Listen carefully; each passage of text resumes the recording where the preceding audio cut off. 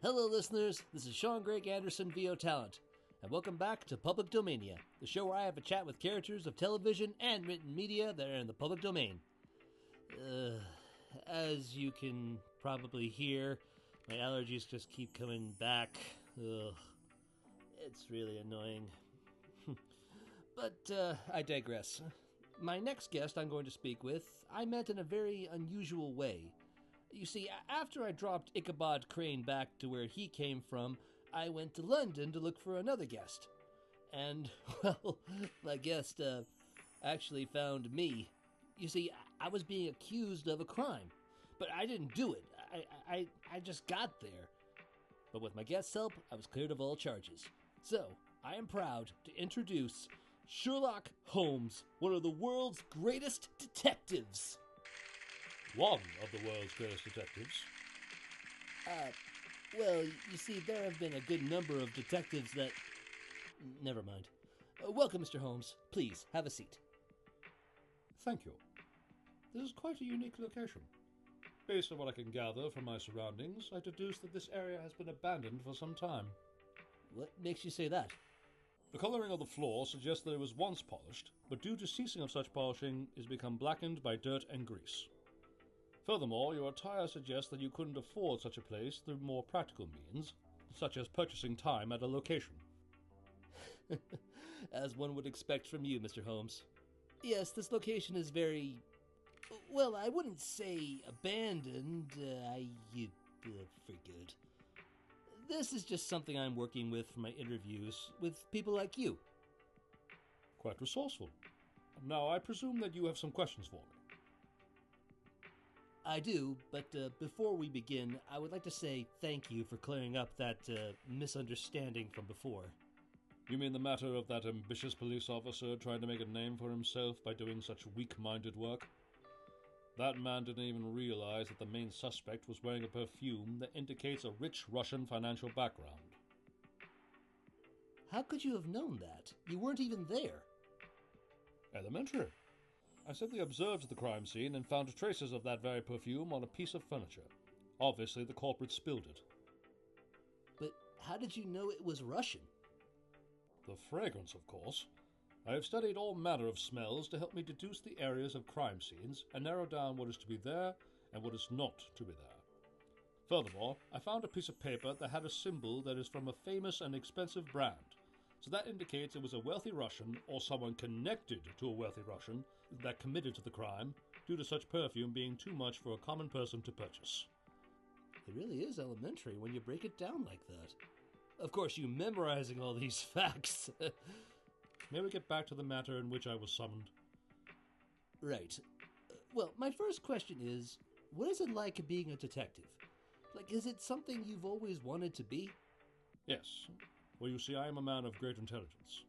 One that can see everything around me and find the answers that many seek. I cannot exist without brain power, for it is what gives me life and purpose. What do you mean? Simply this. Without a good case or puzzle for my mind to solve, I just don't see much excitement in the world. I have to resort to other means of entertaining myself. Really? Like what? I greatly enjoy music. For the classical sounds and harmonies of famous composers always lifts my spirits. I don't blame you. Music is really something amazing, for it takes you to a place of wonder and beauty when you really listen. I see you understand that. Are you classically trained? No, but I do sing every now and then, when my allergies aren't really bothering me. Do you perform music yourself? I play the violin. Oh, I wish I could do that. The violin can make a truly beautiful sound, but I don't have the patience to play such an instrument. It is always wise to learn your limitations and flaws. Thank you. Well, anything else you do when you're not working a case? I take certain medications to keep my mind from entering a state of depression. Like what? Well, cocaine and morphine always. Cocaine and morphine? Don't you know that stuff can be dangerous to your health? I have been informed of this, but I assure you that I am very cautious on the amount that my body can handle. I'll take your word for it. And even though where you're from such substances are legal to use, I still feel that... Enough! I have heard all of this before, and I refuse to hear it from someone who does not have a medical degree. Fair enough. So, back on topic. Cases are what truly make you happy, right? Yes, for if I am in a field of study or facing a challenging puzzle or riddle, I truly feel alive. Well, we all want something like that in our lives. Is it... Yes? Oh, no, not again. Mr. Holmes, I have to step out to deal with the situation. If you could please wait for a little while, I promise I'll be right back. Dealing with the damages to the area? Yeah, we're still having problems with this... Wait, how did you... never mind. I'll be right back, everyone. Oh, why do I even bother? He's Sherlock Holmes, for crying out loud.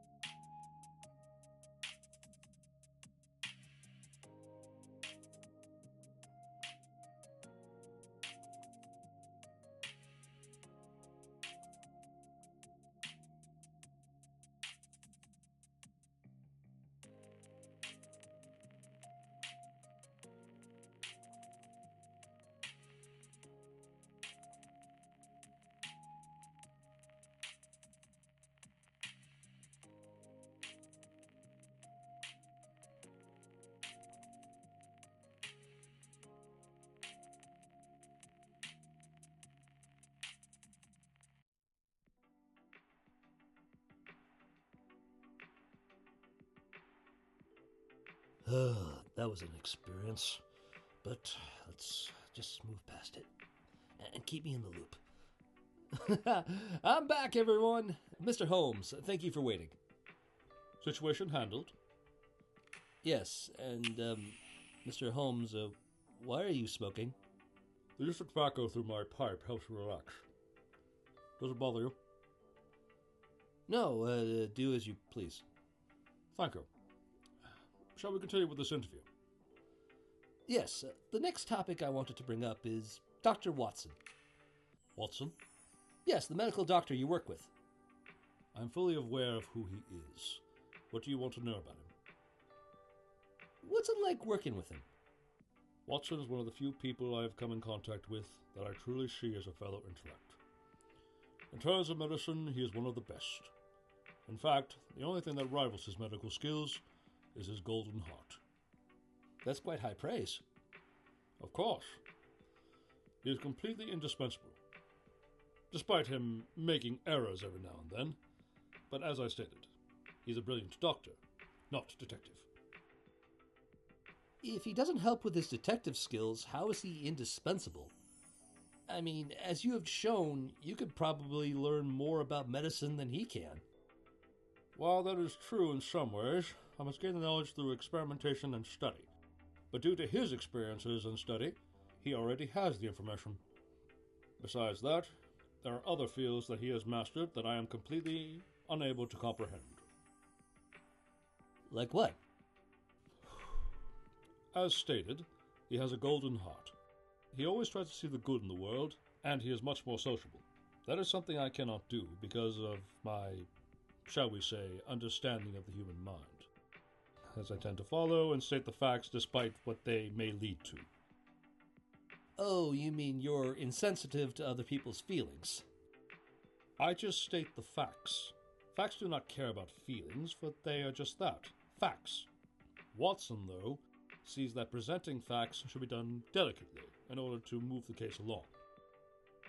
So his philosophy is to be compassionate to the people so they will cooperate. Indeed. And though in some cases that works, I always feel that the direct approach wields more results, which is precisely why I need Watson. I have never learned how to be truly human, but with his help, I can at least try. And I'm sure he also tries to keep you alive, like on subject of drugs. This again. Watson has warned me time and again about the uses of the drugs. It is another example of his golden heart that I find irritating, but it comes from a place of caring, so I put up with it. He really is your best friend, isn't he? In terms of being the only person to comprehend the kind of man that I am, and somewhat accepting of that, it makes it evident that he is what you call my best friend. A man I would be proud to stand beside. That's very sweet, Mr. Holmes. But tell me, is there anything about Watson that bothers you besides the whole drug thing? There are times that his heart clouds his judgment, and I have stated to him that he needs to use his mind more when it comes to cases. So his golden heart causes him to make stupid mistakes? No, it causes him to make foolish mistakes. As I stated, he is not stupid. He is simply careless due to his emotions. Which keeps him from making the right deductions. Correct. And despite my telling him of this, it is quite difficult for one to truly change. That's true. One can only truly change if they want to, and they have to put the work into it. Quite. Oh, what now? You gotta be kidding me. Again? Mr. Holmes, You better go before the plumbing backs up from the sewer system. What?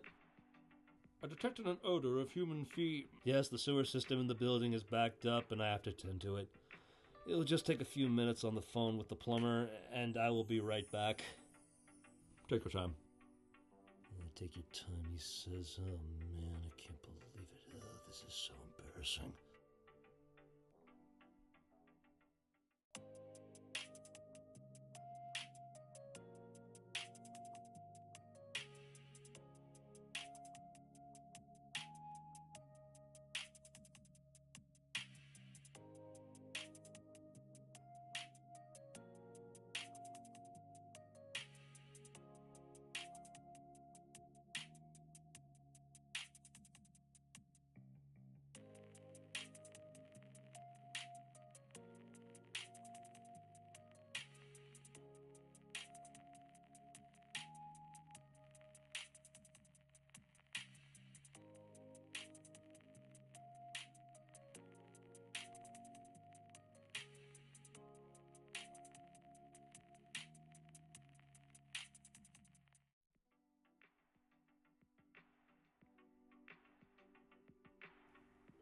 I can't believe it. All the things I have to go through because of stupid phone call.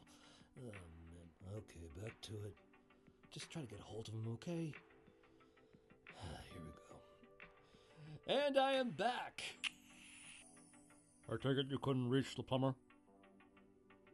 No, I couldn't. So tell me, what makes you come to that conclusion? Your expression and your slight odor. I'm sorry if it bothers you. Not at all. But I am bothered by the fact that I am still here when there are cases waiting for me. So can we finish this interview? Very well, Mr. Holmes. There is one last thing I wanted to talk to you about. And that is? Professor James Moriarty. What do you want to know about that man? He is one of the only people that has challenged you, right? Yes.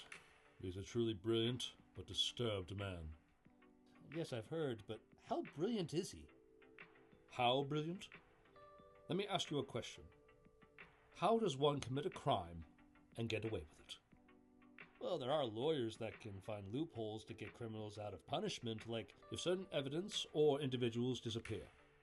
Or maybe the item in question is no longer where it's supposed to be. Or maybe that criminal wasn't actually responsible and just manipulated to commit the crime, so the court will have no choice but to either release the man or give him a reduced sentence. Okay, what does this have to do with... Professor Moriarty arranges these situations. He steals the item in question while the criminal is arrested without ever touching it himself. He arranges the criminal to be responsible even though he has never committed a crime in his life. And anyone that questions Moriarty, gets in his way, tries to betray him, or even those he sees that are no longer of any use to him, are eliminated. He is, and I stand by this to this day, the Napoleon of crime. The Napoleon of crime? What do you mean? Napoleon Bonaparte was a brilliant military leader that was able to use his skills to not only win battles, but to win his own country. That is the kind of mind that Moriarty has. He thinks 5 steps ahead, and very few times has he ever failed to achieve his goal. Were those few times because of you? Yes, but I assure you, it takes all of my brain power to find the connections and stop him in time. And even then, there is no guarantee that I have stopped him completely.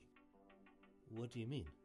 Sometimes I stop his plan, only to find out later that it was only part of his actual goal. So he always got the last laugh? Not always. There have been occasions where I stopped him, and that fills him with great rage. So in other words, you two have a powerful rivalry. Indeed. A rivalry that extends to the body as well as the mind, including the time he followed me to Switzerland to face me in hand-to-hand combat. Why were you in Switzerland, and why was he following you? I was actually running from him. I finally obtained evidence to expose him and his men for several crimes despite his warnings. So I fled to Switzerland, knowing he would follow me so I could end him. End him? I know that there was no prison that could hold him, so I had him follow me to a place called Reichenbach Falls alone. Alone? Watson came with me to Switzerland, but I wanted no harm to come to him, so I was able to slip away to face Moriarty. Well, what happened? I wrote Watson a letter in case anything happened to me, and Moriarty and I engaged in fisticuffs. We fought a great fight, which ended with us both falling down the falls. A fall that you survived? That's impressive. I'm sure Watson was glad you lived. He was. He was also angry at me due to my having to go into hiding at first, and made him actually believe I was dead. Well, either way, you did get rid of Moriarty for good, right? I thought so, but unfortunately I learned that just as I survived, there was evidence that he actually survived as well. So, what happened after that? I will let you know. But now I must attend to my other matters. So, will you send me home now? Oh, of course I'll send you back. In any case, thank you for coming, Mr. Holmes. I really appreciate this, and good luck on your cases.